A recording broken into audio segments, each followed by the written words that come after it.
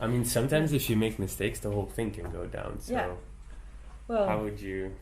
Yeah. How would you say? I guess because for me, like that's maybe an important question I have, just out of interest. Like, when you're like in a startup or scale or any business, sometimes you have to take risks. Yeah. But sometimes if they become big mistakes, that can like ruin everything. Yeah. So I think two things about that. The first one is always learn from mistakes. So if you make a mistake or failure, always learn from it. The second one, you're absolutely right that you should not make really big mistakes. This is also why I try with my team to they sometimes have the tendency to make things really big, and then I say no, let's make it small and then do it step by step. Mm-hmm. Because if you make things small and then you fail, then the failure is also small. Oh, okay. And especially when I work in airlines, and airlines are by definition risk averse because we don't want planes to come down, right? Yeah. So you see the whole industry is pretty risk averse. So it's already difficult to experiment a lot and to make failures.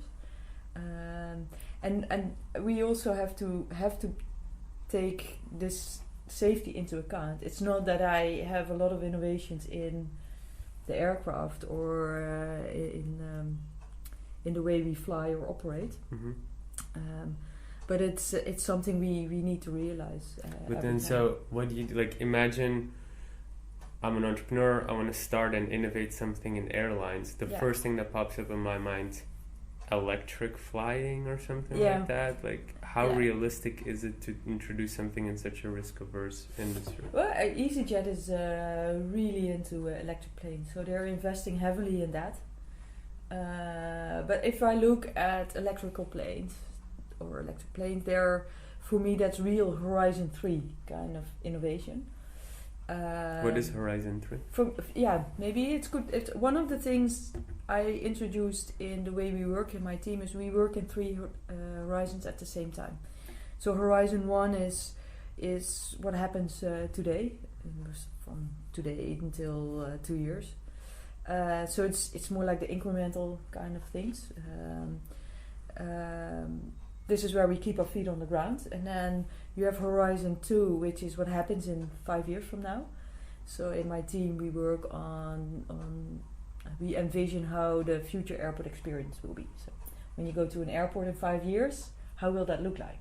But like you're in Vueling, so how can you change the airport?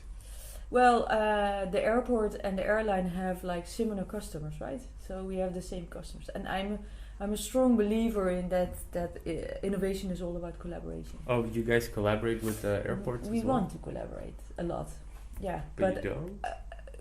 We try, but what you see here in Holland, for instance, you have Schiphol Airport. And Schiphol and KLM are working much closer together. In Spain it's more difficult. Because you have AENA, and AENA is the airport authorities, and they have like 40 airports in Spain. Wow. And they are more hierarchical. They're more like, hey, this is what we do, and we don't care so much. So that means extra work to make bureaucracy. Yeah, but then Horizon 1 and 2, and then you also have Horizon 3, which is like the crazy stuff. So what happens in 10 years or further in the future. And that is where I think electrical planes are, but also biofuel. And I think especially for an airline like Vueling, biggest competition will be transportation by land. Like Hyperloop or something.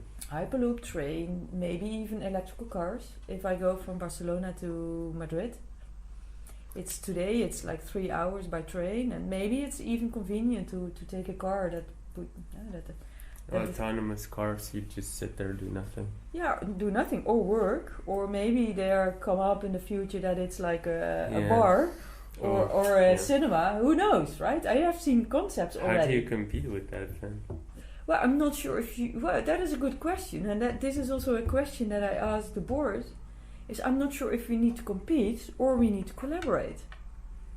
How? Why are we not founding, or why don't we collaborate with startups in this field, and why are we not going to make this a next business? This is for me a new business model. So like Vueling autonomous cars, or who knows?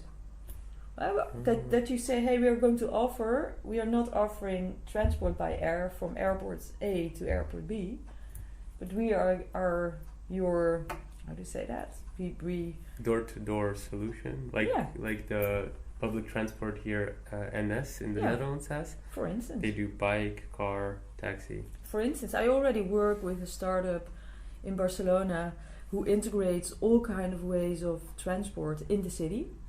So if you come to Barcelona, you see steps, what you don't see in Holland yet, but a lot of rental steps. Then you have scooters, then you have the bus, you have the metro, you have cars, you have bikes, and they have. But if you want to use that, they all have their own separate app.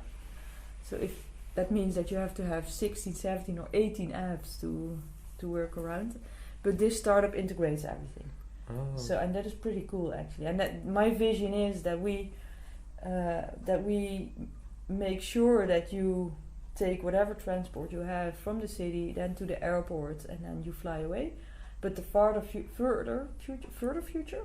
is that, well, maybe you don't go to the airport, but in another way you get to your destination.